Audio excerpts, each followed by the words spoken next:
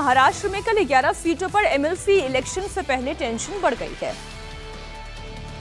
12 candidate मैदान में हैं, जिसके चलते महाराष्ट्र का सियासी पारा चढ़ गया है। खबर महाराष्ट्र से, जहां क्रॉस वोटिंग का डर बढ़ गया है।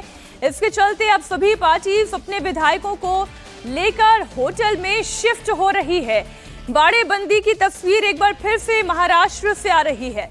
सत्ता पक्ष की ओर से महायुति ने 9 कैंडिडेट दिए हैं, जबकि इंडिया अलायंस के 3 कैंडिडेट मैदान में हैं। बीजेपी विधायकों को ताज प्रेसिडेंसी में शिफ्ट किया गया है, तो एनसीपी अजीत गुट के विधायक ललित होटल में मौजूद हैं। उद्धव ठाकरे अपने विधायकों को लेकर आईटीसी ग्रैंड मराठा पहुंचे हैं, तो सीएम शिंदे ने अपने विधायकों को ताजलैंड में शिफ्ट किया है। चुनाव से पहले सबसे बड़ी बाड़ेबंदी महाराष्ट्र में तेज हो चुकी है। महाराष्ट्र से हालांकि ऐसी तस्वीरें आना बड़ी आम बात हो गई है, जैसे कोई इलेक्शन या ऐसे चुनाव नजदीक आता है वैसे तुरंत बाड़ेबंदी शुरू हो जाती है। महाराष्ट्र में इस वक्त एमएलसी चुनाव को लेकर प्रेशर पॉलिटिक्स तेज हो गई है। सभी दल अपने अपने विधायकों को घेरने में जुटे हुए हैं। क्रॉस वोटिंग की आशंका सबसे ज्यादा बढ़ी हुई है। शिवसेना उद्धव गुट के मिलिंद नार्वेकर की हार जीत का मामला टिका हुआ है। मिलिंद नार्वेकर उद्धव ठाकरे के करीबी हैं। ऐसे में उद्धव ठाकरे को उम्मीद है कि क्रॉस वोटिंग के जरिए उनके कैंडिडेट जीत जाएंगे। शिवसेना उद्धव गुट की प्लानिंग यह है कि देर रात तक कैंडिडेट मिलिंद नार्वेकर को लेकर एक चर्चा हुई, जिसमें उद्धव गुट के विधायक नितिन देशमुख से एक्सक्लूसिव बातचीत की दिनेश मौर्य ने। सुनिए उद्धव ठाकरे का पूरा गेम प्लान क्या है। हमारे साथ शिवसेना यूबीटी के विधायक नितिन देशमुख है, उनसे बात करते हैं। नितिन जी, आप सभी विधायकों को होटल्स में रखा गया है और जिस जगह आप रुके हैं यहाँ पर इस समय शिवसेना के कुल कितने विधायक हैं और क्या क्या आप लोगों को कहा गया है? शिवसेना के हम सब विधायक यहाँ रुके हैं। मैं तो आज सवेरे 7 बजे होटल पे पहुँचा। शाम के टाइम बैठक होंगी, बैठक में उद्धव साहब हमारे मार्गदर्शन करेंगे। अच्छा, प्रेफरेंशियल वोटिंग होती है इस तरह के चुनाव में, ऐसे में क्या आप लोग को मार्गदर्शन किया गया है किस तरह से वोट करना है, क्या सावधानी बरतनी है वोटिंग के दौरान ताकि आप लोग का वोट ये खारिज ना हो? हमारे मिलिंद जी नार्वेकर हमारे उम्मीदवार है, उनको वोट करने का है। फिलहाल शाम के टाइम बैठक होंगे। मैं तो आज सवेरे यहाँ पहुँचा।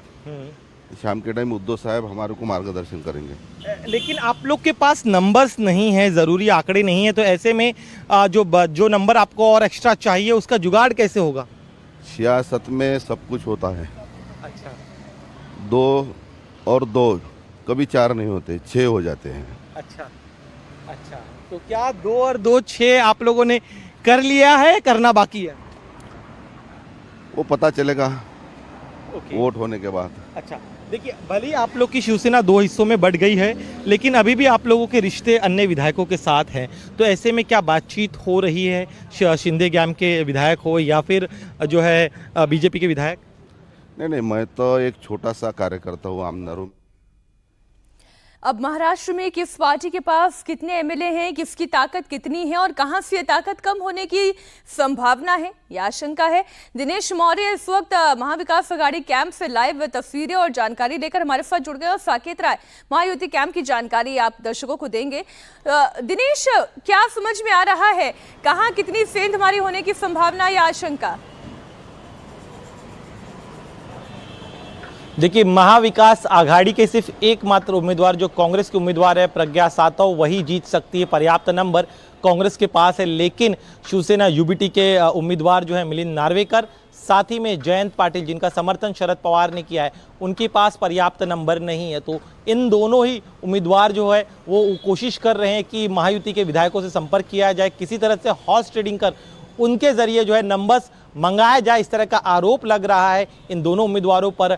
महाविकास आघाड़ी कोशिश कर रही है कि नंबर नहीं है, लेकिन 2022 में जिस तरह से पूरा खेल खेला गया था, कांग्रेस के उम्मीदवार जिनके पास पर्याप्त नंबर थे, नंबर होने के बावजूद वो हार गए थे। कांग्रेस के विधायकों ने उस समय कथित रूप से क्रॉस वोटिंग की थी। तो लग ये रहा है कि इस बार का जब कल मतदान होगा तब भी बड़े पैमाने पर इस बार यहाँ पर जो है क्रॉस वोटिंग हो सकती है। महाविकास आघाड़ी की तरफ से पोस्चरिंग तो यही की जा रही है कि उन्होंने पर्याप्त नंबर्स का जुगाड़ या फिर कहे अरेंजमेंट जो है वो कर लिया है, कुछ निर्दलीय जो है वो साथ देने के लिए तैयार है महाविकास आघाड़ी के उम्मीदवारों का, इस तरह का दावा जो है वो महाविकास आघाड़ी की तरफ से किया जा रहा है। लेकिन प्रैक्टिकली कौन मतदान उनके लिए करेगा इसका खुलासा वो फिलहाल नहीं कर रहे हैं। वो तो कहना बहुत मुश्किल है। कई बार मन में मंत्रणा हो चुकी होती है, राय बन चुकी होती है।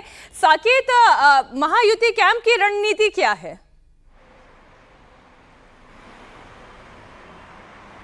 देखिए, जैसा कि मेरे सहयोगी दिनेश बता रहे थे कि 2022 के आप इतिहास को देखिए, क्रॉस वोटिंग हुई, और ऐसा केवल 2022 में ही नहीं, आप महाराष्ट्र की राजनीति के इतिहास को देखिए तो विधान परिषद चुनाव में पिछले 4 दशक में हर बार क्रॉस वोटिंग हुई है। और यही परेशानी का कारण बना है महायुति कैंप के लिए, क्योंकि उनके कुल मिलाकर 9 उम्मीदवार खड़े हैं। और अगर हम संख्या बल की बात करें तो आप देखिए, भारतीय जनता पार्टी के पास 103, शिंदे गुट के पास 40 और वहीं अजीत पवार के पास 37 है।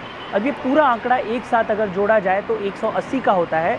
और वहीं अगर निर्दलीय और अन्य विधायकों को जोड़ दिया जाए तो इनके पास करीब करीब 197 के आसपास के विधायकों की संख्या है, यानी कि संख्या बल इनके पास पूरा है। लेकिन वहीं दूसरी तरफ जहां उद्धव गुट ने मिलिंद नार्वेकर को अपना उम्मीदवार बनाया है, और यही पेच अटकता हुआ नजर आ रहा है। क्योंकि साकेत और दिनेश, ये कहा जा सकता है दोनों ही कैंप में तनाव है, और ये तनाव तब तक बना रहेगा जब तक नतीजा सामने नहीं आ जाता। बहुत शुक्रिया आप दोनों का पूरी जानकारी के लिए।